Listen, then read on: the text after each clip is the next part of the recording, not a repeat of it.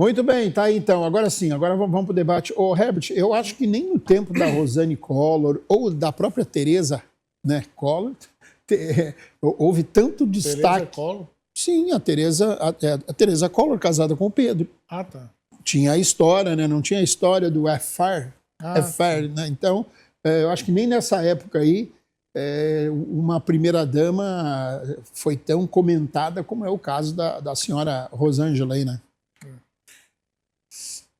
Antes de eu fazer meu comentário, eu quero mandar um abraço para o professor Polini, lá de Presidente Médici. E o nosso abraço, amigo, Polini, nos assistindo, né? Está nos assistindo em Presidente Médici. E mandar um abraço também para Célio Lopes, né? Foi candidato a prefeito, teve 30 mil votos. Né? Então ele está nos assistindo, está fazendo com que a Rema TV seja essa campeã de audiência. Olha, gente, a primeira-dama, até a Rosiane Collor, como lembrou aqui o Cícero, a primeira-dama ela tinha um papel de assistência social pela LBA, Legião Brasileira, né, de Assistência. Que inclusive morreu semana passada o fundador. Pois não, ali era LVP, perdão. Era o Paiva Neto. LBV. Era o Paiva Neto. O Paiva Neto, tá certo. Mas aí, quando o Fernando Henrique assume o governo, ele extingue a LBA, né, e traz a primeira-dama, Ruth Cardoso, antropóloga, para o programa. Ele cria um programa específico para a primeira-dama tocar, que é o programa Solidariedade, e que fez um grande trabalho no país de assistência social. Esse programa Solidariedade, ele deu origem ao Bolsa Família, ele deu origem ao Fome Zero, ele deu origem ao Vale Luz, ao Vale Gás, a todas essas políticas de inclusão social, trazendo quem vive na periferia, né, quem vive dessa rede de assistência do governo, né, para o orçamento público, como forma de erradicar a pobreza no Brasil e tirar o país do mapa da fome.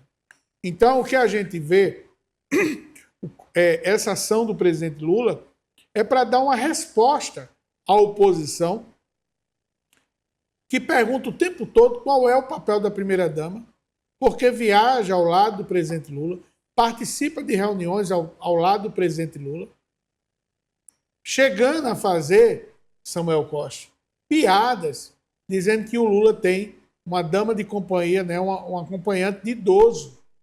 E não é por aí. A primeira-dama Janja, ela tem a sua contribuição, tem dado a sua contribuição ao seu marido, que é o presidente da República. Agora, o presidente Lula se equivoca. Ele poderia criar, Samuel, né, uma secretaria especial com o status de ministério para ela tocar os programas, ou alguns programas que ela possa tocar dentro do orçamento voltado para a inclusão social.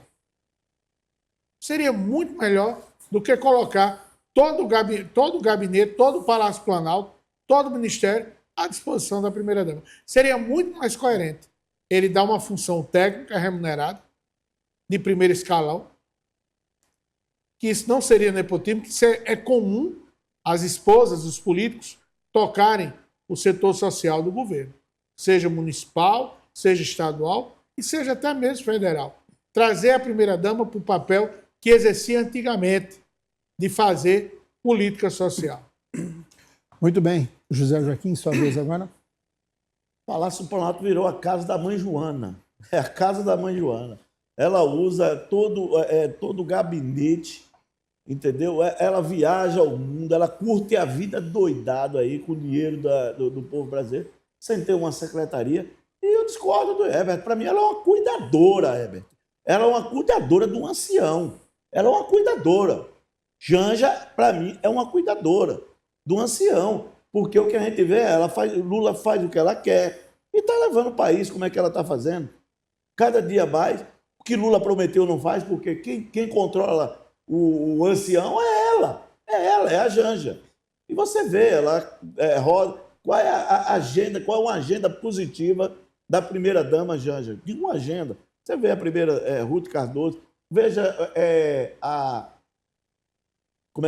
Michelle Bolsonaro, são totalmente diferentes.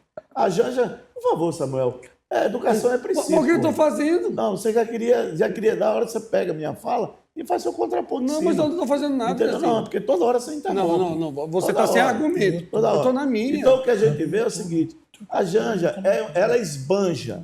Ela esbanja. A Janja, o que ela faz é esbanjar. Pegar o dinheiro público, rodar. Entendeu? Esse governo não tem cuidado com o dinheiro público. E a Janja vai aí. Ó, ela agora está fazendo uma agenda com os evangélicos e força a barra. Ela está forçando já a barra, indo com um palanque, tipo assim, a troca de voto. E o povo evangélico é desconfiado. Quando você vai se aproximando do povo evangélico, você tem que se aproximar mostrando programas sociais, o que é que você tem para o país, para as pessoas carentes. Porque a igreja é um braço estendido da sociedade, é um braço estendido daquelas pessoas carentes. Faz o que o governo não faz. E ela não, ela já foi, agora já fez uma agenda para a Bahia, e as pessoas se sentiram assim, tipo assim, já vai como se fosse uma troca, já vai com agressividade. Então, é uma primeira-dama que agora está sendo tanto a oposição e tem que fazer esse papel. Todo mundo fecha os olhos. A CGU fecha os olhos, todos fecham os olhos e aplaudem, ainda defende a Janja. Que país é esse, gente? Que país é esse que uma primeira-dama usa o gabinete da República para viajar, não sei quanto segurança, passagem caras, 1 milhão de passagens. Rapaz, o que a gente vê é um absurdo. É um absurdo que nós estamos vendo uma esbanja usando o aparato da República para curtir a vida dela doidado e mandar para ela música. Foque-o, como todo mundo viu. Então, eu fico indignado com esse tipo de primeira-dama que não nos representa, embora a gente tenha que respeitar o cargo do presidente, mas o presidente, como ele é um ancião, ele tem que ser dominado mesmo pela primeira-dama. Samuel, 3 minutos para a sua análise, por favor. Primeiro, pessoal, em todos os lados da política existem pessoas boas e ruins. Na direita, o ex-deputado estadual Elcio da TV, uma pessoa honesta, digna, honrada, cara economista, fez um trabalho excepcional. E eu lembro que, dada vez conversando com ele, ele disse: Samuel, assim que a Lúcia Tereza faleceu, o Mauro de Carvalho me chamou e me ofereceu a Trailblazer, que ela usava para ir para Espigão do Oeste. E eu fiquei 1 mês, 2 meses, 3 meses. Aí, às vezes, eu ia para a igreja. E aí, aquilo me incomodava, mas o carro era tão confortável que eu utilizei ele por um bom período. E aí, dada vez, o Marcelino Tenório, de Ouro Preto, chegou para mim e disse: só posso te dar um conselho? Ele falou: pode, Marcelino. Ele falou: tu não vai levar mal, não? Ele falou: não vou levar mal. Cara, é o seguinte, esse carro não combina contigo. Aí ele respirou fundo. Porque, cara, tu economiza mais de 5 milhões por ano no economizômetro, devolve verba indenizatória, verba não sei o que e tal, só 70% do gabinete tu dispensa, só trabalha com o chefe de gabinete, mais 3 ou 4 assessores. E aí tu tá pegando essa verba, esse carro do público, do governo, da Assembleia, e abastecendo com o próprio bolso. Eu acho que não combina contigo. O Aécio da TV olhou para ele e disse: Marcelino, cara, eu precisava ouvir isso. Sabia que estava me incomodando, deu um abraço, pegou a chave e devolveu. Ponto. Tem coisa na vida que é imoral, mas não é ilegal. Eu acho que não pega bem, né, uma primeira-dama ficar a todo instante muito bem intencionada, como é a primeira-dama Janja, que é socióloga, antropóloga, cientista política, formada na Universidade Federal Pública, professora universitária, né, analista lá de Itaipu, currículo Lattes, invejável, que pouquíssimas pessoas têm no mundo acadêmico. Muitas das vezes, ser mal interpretada no ímpeto de querer ajudar o presidente da República. E ao lado do grande homem, existe uma grande mulher. Eu lembro-me que quando a ex-primeira-dama, e aqui eu não estou para criticar a pessoa da Michelle Bolsonaro, pegou alguns baldes, secou o espelho d'água, subtraiu as moedinhas e morreu um monte de capa, o Zezinho não criticou uma única vez, Zezinho. Então, eu acho que tu tinha que medir as palavras e não fazer esse tipo de ataque gratuito. Tu fala do Lula como se o Lula fosse um ancião, mas se tu fizer uma corrida de 100 metros com ele, eu aposto a minha vida como o Lula é mais rápido que o Zezinho. Se pedir para o Zezinho e para o Lula subir um prédio de 10 andar na escada, o Zezinho vai chegar por último cansado, com 2 palmos de língua para o lado de fora. A gente tem que respeitar as pessoas, Zezinho. Toda pessoa que é querida é odiada também. Agora, você promover todo dia, vamos discutir o problema da cidade. Eu garanto que Porto Velho está mais quebrado do que a União. Vamos falar aqui da gestão do Léo Moraes, que aumentou o quantitativo de carro comissionado, elevou o número de CDS. É isso que a gente tem que debater, meu irmão. Aí o tempo todo aqui polarizando, como se as ruas de Porto Velho não tivessem alagada. Não é essa que é a demanda? Há um ano atrás, o prefeito Léo não deu um chute ali na Rio de Janeiro? De madrugada vai chover, vamos passar lá e ver se resolveu. E olha que nós temos um bom secretário de infraestrutura, que é o Giovanni Marini. Está fazendo um trabalho bacana. Mas sem a ajuda do governo federal, nem Léo Moraes, nem Samuel, nem Herbert, nem Jesus consegue fazer, porque ele é o Deus do impossível. E o que é possível é a gente largar essa intoxicação ideológica, Fernando Máximo, todo mundo se colocar nas suas atribuições e captar recursos para Porto Velho, para Rondônia, a gente minimizar o sofrimento do nosso povo. Muito Amanhã bem. vai ser a mesma ladainha e no outro bloco também. Muito bem, o Herbert pediu um contraponto, vai, Herbert, depois o Zezinho fala. O Zezinho fez um ataque gratuito à primeira-dama Janja e ao presidente Lula. Eu não tenho procuração para defendê-lo. Primeiro que eu tenho uma posição de centro, que dialogo com a esquerda, dialogo com a direita. Eu só não consigo dialogar com extrema esquerda e com extrema direita. Isso eu não consigo. Eu não tenho paciência. Né? E a dimensão cognitiva dessas pessoas é difícil a gente conversar. Eu converso até com doido. Eu adoro conversar com doido ali na ala psiquiátrica do HB. Às vezes eu ia ali fazer algumas visitas e visitava. Eu gostava de conversar com doido, estilo Ariano Suassuna. Semelhante se atrai, tá certo. Mas aí, ô Zezinho, quando o presidente Lula dá uma função à primeira-dama, né, da forma que deu, é uma forma equivocada, do meu ponto de vista. Eu já defendi aqui a criação de uma secretaria, né, institucional, uma secretaria com status de ministério, né, com algumas funções para ela, né, poder interagir com os... Ela podia ser uma secretária, Samuel, extraordinária, né, para poder interagir com os ministérios. Né?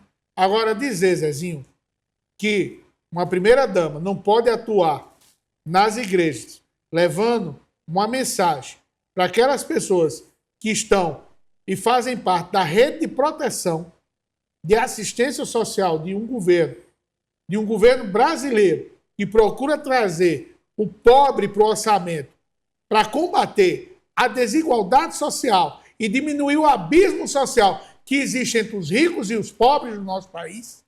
É um absurdo você fazer essa fala, Zezinho.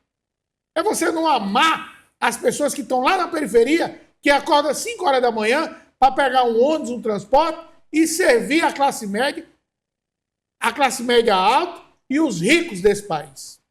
Esse é o meu comentário. Muito bem, o Zezinho pediu um contraponto também, vai, Zé. Olha, primeiro, Janja e Lula não gostam de pobre. Eles querem manter o povo na pobreza para o quê? Para se perpetuar no poder, porque eles têm um projeto de poder. Você se equivoca aqui, professor Herbert. Tem horas que você tem uma pancada na cabeça que você fica atordoado e vem com essas falácias sem fundamento. Eu quero que você me mostre, é dizer que qual pobre que está no orçamento. Hoje que nós estamos vendo hoje é o modo eleição, o modo campanha e palanque. Se levar palanque para as igrejas, eu conto. Veja como é o que a Janja, qual foi o projeto dela relevante. E concordo até com você, quando você fala que ela era para ter uma secretaria, criar uma secretaria para ter legitimidade. Mas hoje ela está na ilegalidade. Ela é primeira-dama. Ela, para mim, é a primeira-dama. E sendo a primeira-dama, eu acho que eu não falei nada. Todos sabem que Lula é um idoso. E todos sabem que ela é cuidadora dele. Onde é que eu estou ofendendo dizer que Janja é cuidadora de Lula? Isso é uma ofensa? Nunca. Se Lula é idoso, tem mais de 80, e ela é que faz aquele papel, o que ele tem que fazer, o que ele tem que... Ela é o quê? Rapaz, tem gente de esquerda, Herbert, tem amigos nossos, que fala sobre isso, que fica indignado que Janja usa o papel de uma cuidadora de um ancião. E até vou fazer questão de puxar esse assunto da sua frente, que são pessoas amigas nossas, que a gente sempre está junto, entendeu? E eu vejo que ela esbanja, ela usa o dinheiro da nação, da república, indevidamente. Se você vier aqui de falar um projeto relevante, social, que Janja criou, alguma coisa que ela criou, eu me calo, mas não tem. Ela só tem curtir a vida adoidado pelo mundo, rodando com dinheiro, então ela passa a não ter. Então, os deputados que estão à oposição está certo de frear os absurdos que a dona esbanja faz com o dinheiro da nação. Eu percebo assim, nitidamente, que alguma pessoa aqui no programa está com inveja do Lula. Porque o cara com 80 anos, está com uma mulher nova, está amando, beijando na boca. Qual foi a última vez que tu beijou na boca, Zezinho? Beijo todo dia. Todo dia? Então pronto, está no empate. Está empatando, tu não pode falar dele, porque o Lula está beijando na boca todo dia. Ó, tu não ganha na corrida do Lula. Tu não ganha na resistência física. Na mas natação, tá ganhando no beijo. Na tudo. Não ganha no voto. Olha que eu estou dizendo tudo. Mas ele tá ganhando no beijo. Não, dizendo. Tu tá empatando no Lula, porque todo dia o Lula beija na boca da Janja. Então, mas eu estou perguntando qual o projeto relevante que a Janja... Não. Nós estamos num debate. Qual o projeto relevante que a Janja tem, que ela trouxe para o país, algum projeto que ela foi desse país que ela visita? Ela teve um que ela chegou para o Xi Jinping e disse interferir para vir aqui para regulamentar as redes sociais. É o único que ela pediu. Zezinho, é assim. O Samuel, sabe que é um negócio interessante? O melhor do comentário do Zezinho é que ele diz que o Lula não gosta de pobre, né? O Lula não gosta de pobre. O Lula, quando foi eleito presidente do Sindicato dos Metalúrgicos, em 75, ele reuniu 100 mil pessoas no ABC Paulista. Tá, mas o que aí, tem a ver aí isso? em 1979... Peraí, o que tem a ver? Eu estou falando hoje. Lula não gosta de pobre. Eu estou falando... Zezinho é memória histórica. Aquilo que eu falei na abertura do programa, que você não tem. Estou dando para você uma aula de história. Tem a pretensão de dar uma aula de... Isso é história. Me fala o que Lula... Mas vamos ouvir o cara. O que menos falou. Mas outros, vamos ouvir. Vai, professor. Não, aí em 1979, né, a maior greve que já aconteceu até hoje no ABC Paulista, se reuniram 170 mil pessoas. Aí eu fico imaginando qual o perfil dessas 170 mil pessoas. Classe média alta. Gente, é um negócio meio sem que isso tem a ver deixa eu falar com o nosso tempo. Sabe qual é o grande problema? O grande problema é o seguinte, é que tem pessoas que são traidores da causa. O Zezinho, pessoal, não nasceu no berço de ouro. Mas conforme a pessoa vai ganhando muita grana, ela vai começando a defender os seus interesses, porque às vezes o Deus dela é o dinheiro. A minha vida melhorou. Paulo Freire, ele explica que o oprimido passa a ser opressor, quando ele atinge um status social maior. E Freud explica esse comportamento do Zezinho. Acho que ele passou muita fome lá no Nordeste, no Sergipe e na Bahia. Fui bem criado, nasci lá. Ô, Zezinho, você não sabe da minha história. Zezinho, o João me falou, o João e o Amorim me falaram. Você tá falando aqui besteira. Não, tá bom, acho que é porque teu pai gostava mais Zezinho, de deixa ele perguntar. mas independentemente disso aí, deixa eu fazer uma pergunta ao Zezinho, Samuel. Pode, professor. Você diz que o governo do presidente Lula não traz o pobre para o orçamento e quer que as pessoas continuem na miséria e na pobreza. Eu pergunto a você, Zezinho, quem está em casa nos assistindo, aquelas pessoas que moram no Cristal da Calama e no Orgulho do Madeira, ou no Morar Melhor, que hoje têm dignidade de morar debaixo de uma casa própria, aquelas pessoas que estão lá, elas foram ou não incluídas no orçamento, Zezinho? Mas, o Herbert... Elas foram ou não tiradas de uma casa de papelão, de uma invasão? Não, nós estamos falando, Herbert, o que se arrecadou naqueles de 2003 a 2010, o país voou com as commodities. Então tem sorte, o Lula tem sorte. Não, é sorte, então. Muito bem. Para resumir, pessoal, todos os alunos da rede pública de ensino médio recebem R$200 de pé de meia. Para o Zezinho não é nada. Muito bem. Mas para quem não tem nada, para a gente alguma coisa. Para a gente resumir,